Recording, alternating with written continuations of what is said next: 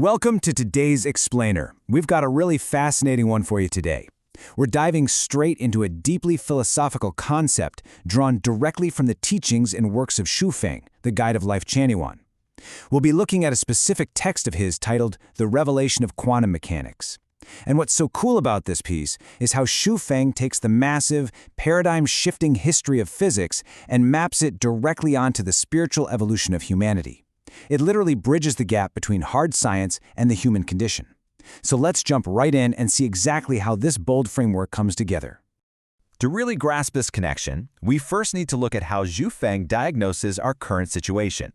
The text kicks off with a pretty blunt assessment of the human condition, focusing heavily on what the author describes as a state of deep illusion. According to the source, humanity stubbornly exists in this sort of phantom reality. We walk around assuming our current way of thinking is just this unalterable law of nature. We accept our surroundings, and even our own suffering, as just the way things are. The core problem presented here is that we are living under self-imposed shackles. We are completely trapped by this absolute certainty that our flawed perception of the world is perfectly correct. To illustrate this, Shufeng brings in Plato's famous allegory of the prisoners in the cave. If you remember Plato's allegory, you've got these prisoners who are chained up, facing a blank wall, watching shadows dance around and completely believing those shadows are absolute reality. Well, the text argues that humanity operates in that exact same state of blind certainty right now. And what's even more striking is the author's observation on how we react when someone actually challenges that reality. The text notes that people will aggressively wave the club of their correct mistakes to attack anyone who questions them. They'll even attack the sages who discover the actual truth. It's a pretty powerful image of just how fiercely we defend our own illusions, simply because they're what we're used to. Shufeng breaks down the mechanics of these illusions, and he doesn't pull any punches. According to the text, we are entirely responsible for our own suffering. Step 1, we literally manufacture our own shackles. Step 2, we end up struggling in a hell of our own making. We are essentially rolling around in a mud pit that we dug ourselves. But the third point is the real kicker. Instead of taking personal responsibility for this mess, what do? The text states that we stubbornly complain. We blame heaven, we blame the earth, we blame society, and we blame everybody else. We completely externalize the fault, totally ignoring our own role in constructing the exact reality we're complaining about. And that brings us to a critical moment of introspection. The text poses a really fundamental question. Is there a problem with how I live? Or, put another way, is it right for me to live like this?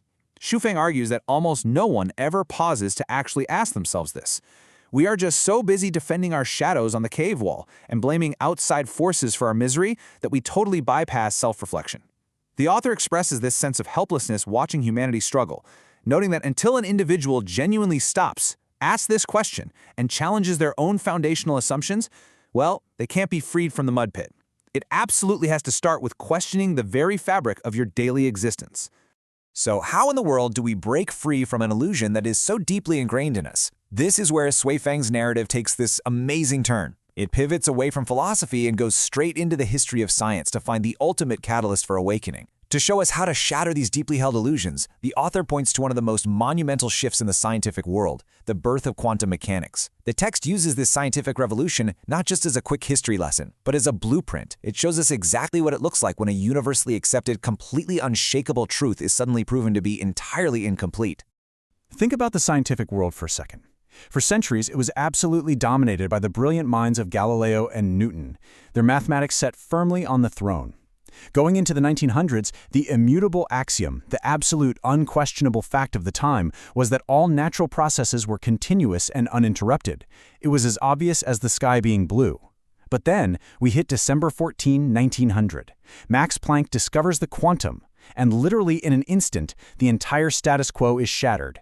The text emphasizes this specific date to show just how incredibly fast a deeply entrenched paradigm can be completely overturned when new evidence comes to light.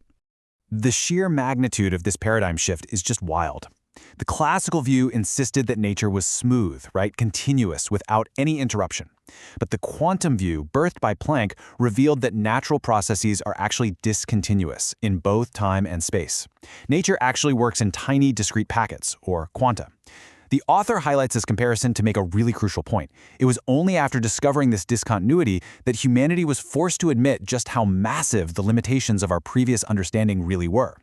The absolute truth of classical physics wasn't wrong everywhere, but it was fundamentally limited. It was just a shadow on the cave wall, not the whole reality. To really capture the drama of this shift, Jia Feng includes a vivid excerpt from a book called God Rolls the Dice, A History of Quantum Physics. This excerpt is used to describe the epic dual nature of the scientific revolution. Because listen, this wasn't just some polite academic disagreement over tea, it was a violent upheaval of everything humanity thought it knew for sure. The text uses this historical account to demonstrate the power of subversion, which is the tearing down of the old, and the subsequent power of construction, the building of something entirely new and far more accurate. It's essentially a perfect metaphor for the psychological and societal revolution the author is advocating for. So the crucial point here is understanding the behavior of what the excerpt actually calls the quantum ghost. Once this ghost emerged from Planck's equations, it unleashed a staggering amount of power. First, it completely broke the old system. The text describes how it mercilessly smashed the magnificent, towering palaces of classical physics into mere scrap iron. Millennia-old axioms were just thrown straight into the garbage bin. It was so destructive that even its creators were terrified of it. But here's the thing, it wasn't just a destroyer. It acted as an unprecedented builder. By clearing away the flawed foundations of the past, it created the necessary space for a much deeper, much more profound understanding of reality to be built. And the scientific community ultimately stepped up to the plate.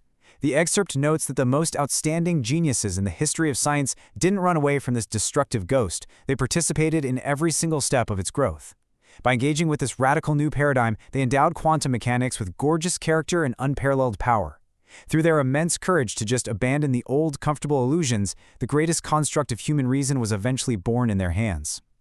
The author uses this quote to highlight the bravery and the sheer effort required to embrace a total paradigm shift, which perfectly sets the stage for the text's final societal application. And this brings the text's core argument right to its climax.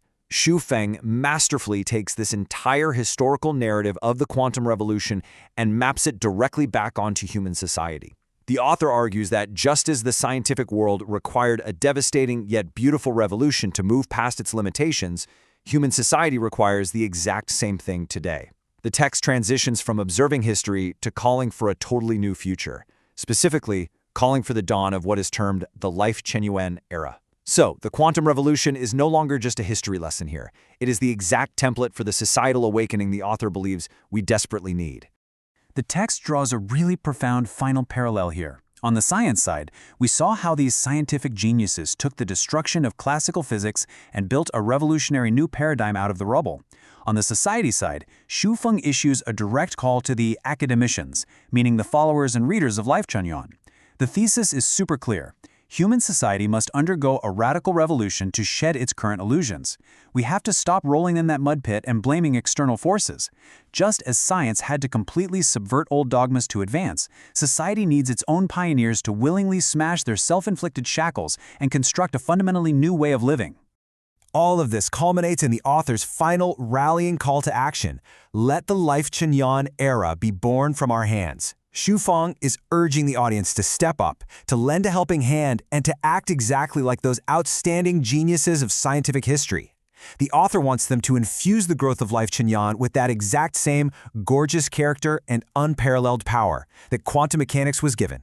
It is a direct invitation to stop being a prisoner in the cave, to step out into the light, and to actively participate in building an unprecedented, awakened era for human society, entirely free from the correct mistakes of the past. As we wrap up this explainer on Jia Feng's fascinating text, let's actually turn this philosophy back toward you. We've just seen how centuries of absolute scientific certainty were upended overnight, and how perfectly that mirrors our own stubborn societal illusions. So take a hard look at your own life. What deeply held immutable axioms, those things you believe are just the unquestionable facts of your existence, might actually be shadows on a cave wall? Are you aggressively defending any correct mistakes right now? What foundational beliefs in your life are currently just waiting for their own quantum-level revolution? It's a pretty profound question to sit with. Thank you so much for joining me today, and I really hope this sparks some incredible self-reflection for you.